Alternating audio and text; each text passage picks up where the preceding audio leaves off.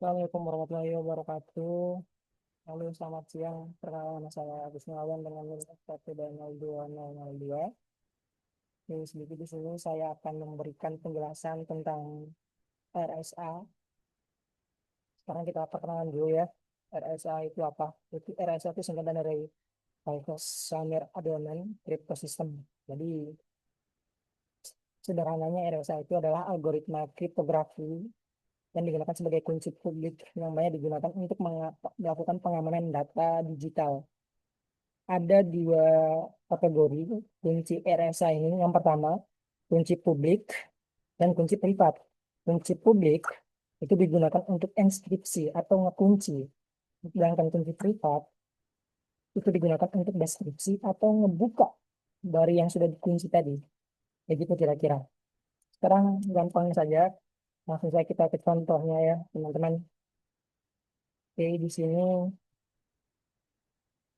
pertama kita lakukan pemilihan dua angka prima yang dimana di sini saya sudah kasih keterangan saya memilih angka prima itu angka 17 dan 11 yang dimana 17 itu untuk nilai P dan 11 untuk nilai Q. Terusnya kita hitung menggunakan rumus N yang dimana rumus N itu N sama dengan P kali Q yang menghasilkan 187. 187 ini didapat dari 17 dikali 11 sama dengan 187. Nah, ini dipakai sebagai bagian dari kunci. Yang selanjutnya adalah kita akan hitung nih nilai khusus yang namanya C. Di mana rumusnya adalah P sama dengan P dikurang 1 kali Q dikurang 1. Yang menghasilkan 16 dikali 10. Kok 16 dan 10 nilainya? 16 ini dapatnya dari 17 dikurang 1, 11 dikurang 1. Makanya nilainya adalah 16 dikali 10 yang menghasilkan 160. Nah, selanjutnya itu adalah pilih angka E yang cocok. Syaratnya itu adalah nggak bisa dipakai bareng C. Jadi misal di sini saya menentukan nilai E saya adalah 7. Nah, sekarang kita punya nih kunci publik untuk mengunci sebuah pesan. Sebuah pesan itu menggunakan kunci ini nih, 7 dan 187. Nah, ini adalah kunci untuk menggembok pesan itu gitu. Nah, terus kita buat nih kunci privatnya untuk ngebuka kunci yang sudah digembok tadi. Caranya adalah kita cari nilai D-nya. Ini nilai D yang kita cari. Nilai D supaya kalau nilai D ini teman-teman mau dicari, teman-teman harus pahami. Teman-teman harus ambil nilai 7 dari nilai kunci publik tadi. Ini teman-teman. Nah, terus dikalikan D, terus dibagikan 160. 160 kan ini tadi tuh. Benar-benar. Ini dikalikan 160, dibagi 160, ya menghasilkan sisanya itu satu gitu. Nah, di sini saya mendapatkan nilai D-nya itu 23 karena pada saat saya mencobanya 7 dikali 23 dibagi 160 itu sisanya satu. Makanya saya membuat nilai D-nya atau menghasilkan nilai D-nya itu 23 begitu kira-kira. Terus selanjutnya hanya ini kunci privatnya yang sudah kita dapatkan ya 23 dari nilai D-nya dan 187 dari nilai kunci publik yang sudah kita buat sebelumnya. Nah, ini kunci yang bakal kita pakai untuk ngebuka gembok dari yang sudah kunci sebelumnya gitu kira-kira. Nah, sekarang kita akan coba tuh enskripsi atau ngekunci sebuah pesan atau data digitalnya. Nah, misal nih ada teman kita yang ingin memberikan pesan kepada kita secara digital.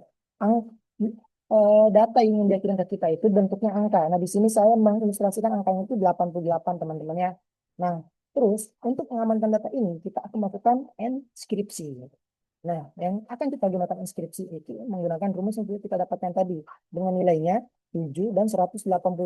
Nah, di sini kita pakai rumus C sama dengan 88 itu pangkatnya 7 mod 187 yang menghasilkan 11. Nah, yang tadi nilai atau data digital dari awal itu 88 karena kita memakai kunci enskripsi maka nilainya berubah menjadi 11 ya. Artinya pesan 88 ini akan berubah menjadi 11 dan tidak akan ada yang tahu bahwa 88 itu bakal berubah jadi 11 gitu. Nah, terus bagaimana kalau kita ingin buka kunci tersebut dan data yang dikirim tadi tetap menghasilkan 88 bukan 11 gitu. Nah, kita gunakan tuh kunci deskripsi. Di sini saya mengilustrasikan M sama dengan 11 pangkat 23. 23 ini dapatnya di mana? Dari kunci yang sudah kita buat tadi untuk deskripsi. Yang ini teman-teman. 23 dan 187. Makanya di sini 11. 11 ini dari sini teman-teman ya. Dari kunci deskripsi yang terakhir. Kita pangkatkan 23 mod 187. Dan nilainya akan kembali ke 88. Dan inilah tadi pesan yang dari awal dikirim berupa angka 88. Nah, jadi dia akan kelihatan tuh data apa yang sebenarnya yang dikirim dalam bentuk digital itu. Walaupun orang lain punya semua kunci, bisa ngekunci, tapi tidak akan ada yang bisa ngebuka kunci tersebut selain orang yang punya wewenang atau otoritas itu.